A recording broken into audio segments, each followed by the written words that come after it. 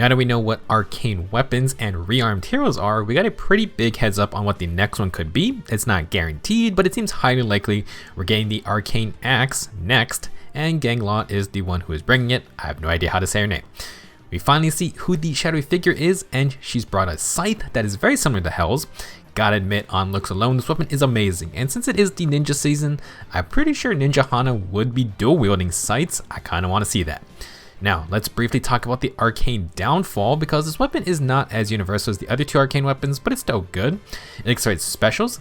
At start of combat, if you have more than 25% HP, you get plus 5 to all stats, follow-up denial, breath type cooldown, and 7 HP healing per attack. So, big thing to take note of, no free follow-up attack. There are a million slow axe units who really want a free follow-up, and this weapon won't hand it to you. It looks like they want everyone to still use the Seahorse Axe from Summer Seth.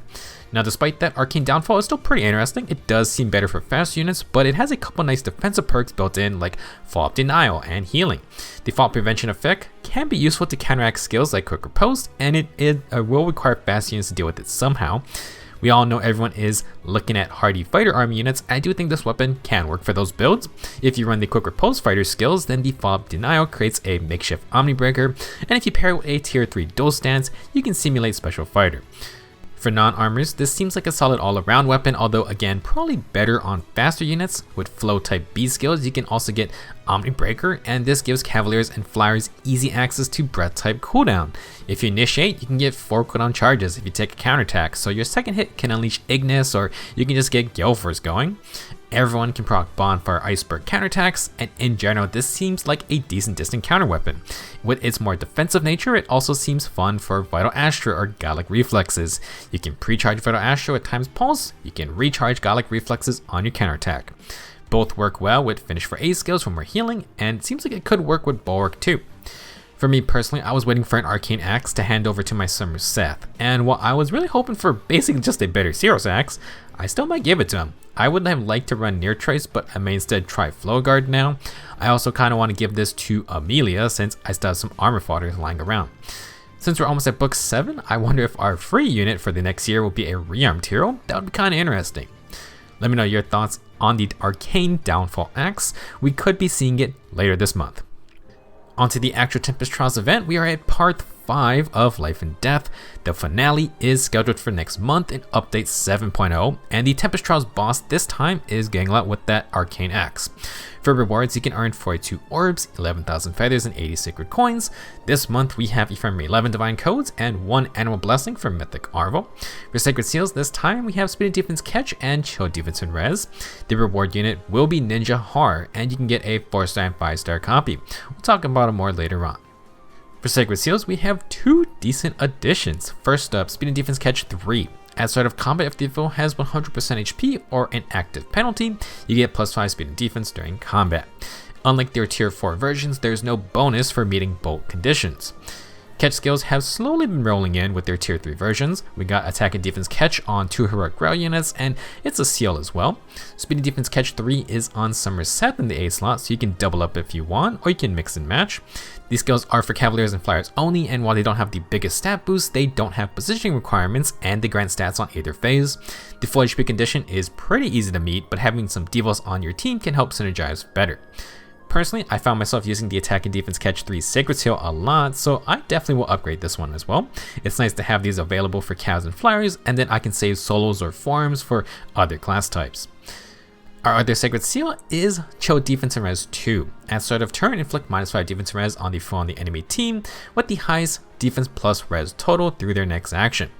Dual chills are not terrible since they have debuff 2 different stats, but they target the unit with the highest total of 2 stats, so you may not always debuff exactly who you want. For Chill Defense and Res 2 though, the highest defense plus res stat unit is generally the enemy main tank, and making them easier to take out is always good. Just gotta watch out for unity effects. While Chill debuffs can basically go on anyone, it could be nice with the Tamari plus dagger users. I use it on my Tethys since he is a dancer, and it applies attack and speed debuffs. With this seal, I could fully debuff the enemy tank potentially. You could also throw this on Legendary Eliwood with his upgraded support power.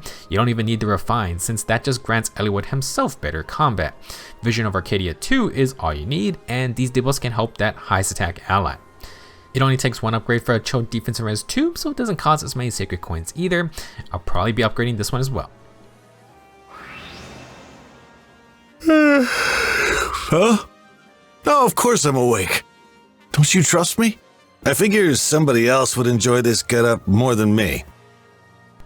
Back as a heroic grail unit once again is Ninja Haar. I think I saw that he is the first to be a heroic grail unit twice, I'm not exactly sure. Kinda surprised they didn't use him for the banner because he's a decently popular character. Anywho, Ninja Haar will be a sword flyer this time. The free-to-play sword units continue to roll in for year 6. As a fellow Wyvern ninja, Haar has a lot in common with the banner units, so if you're familiar with them, then not a whole lot of new things to talk about. For stats, Haar has 44 HP, 42 attack, 24 speed, 44 defense, and 28 resistance. He has triple super boons for attack, speed, and defense. He is our fastest Wyvern ninja if you're looking for something a bit different. Otherwise, we'll mainly focus on his high attack and defense stats. I believe even including Dragon Flowers, Ninja Haar has the highest base defense out of all flyers. He beats Cherche thanks to the super boon. A bit of a concern for Haar is his resistance. If you want to tank magical hits, it's not super low, but you're going to need to put more focus on it to catch up to his physical tanking. Like the other Wyvern ninja weapons, the Wyvern Katana Plus has 8 might, grants plus 5 defense and res, and inflicts minus 8 speed. This allows the user to gain dual phase brave attacks, so they always hit twice. We did have a Ninja Katana Brave Sword before, and you'll want that one for player phase quad attacks. The Wyvern Katana grants more bulk and is more about utilizing brave hits on the enemy phase. Despite the release of the Arcane Sword from Rearm to Leaf, this weapon does stand out quite a bit. Brave attacks are powerful, and Leaf Sword can't replicate that. Now, where have we discussed dual phase brave attacks and Haar before? I did not put this together at first, but the regular Haar got a refine recently, and Tempest's Claw looks fairly familiar. It's also a dual phase brave axe, so maybe this was intentional with Haar's involvement as a ninja. You can have a dual phase brave axe and sword flyer, both from heroic grails, and Tempest Claw isn't bad at all. It actually can be compared with Ninja Cherche's Wyvern Ono. It has less damage, but Haar is not weak to archers, and he gets guard. He also has the defense scaling flat damage reduction, albeit slightly weaker. Stat-wise, Haar has more HP and speed, but Cherche brings way more damage and she can tank magical hits. Not only is OG Haar's resistance terrible, but he's weak to blue mages. Cherche is more min-max for sure, since a lot of Haar's speed goes to waste with the brave weapon penalty. Still, very interesting comparison, and Haar is a heroic grail unit. You can plus 10 him over time and add plus 4 to all stats with max dragon flowers. Going from Tempest's Claw to Wyvern Katana is a little awkward. It has less might, it doesn't protect you from arrows, you don't get guard, and you don't get more damage, or you're going to take more damage with no damage reduction ability. Unfortunately, that's the inheritable weapon dilemma. At least Ninja Haar can fend off magic damage better potentially. For the rest of his base kit, you got swap to switch places with an ally. Attack and defense form 3 grants up to plus 7 stats with 3 nearby allies. You then got attack and defense O3 for self buffing. More attack and defense is fine for the Wyvern Katana, but you may want to boost Haar's resistance too. More attack and defense Oath sources is also nice, since eventually we'll get that tier 4 version one day.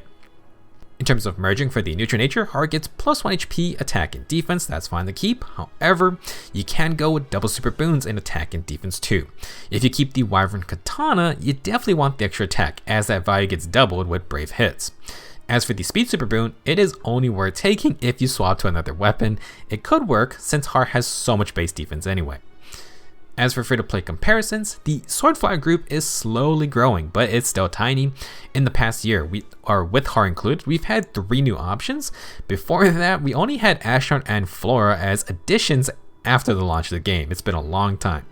Haar will be our first and possibly only Gen 7 option. Sadly, Thief Rickard just missed the cut. However, Rickard and Tanith are 2 very different units from Haar. They're both much speedier. The only real comparison for Ninja Haar is Ashnard.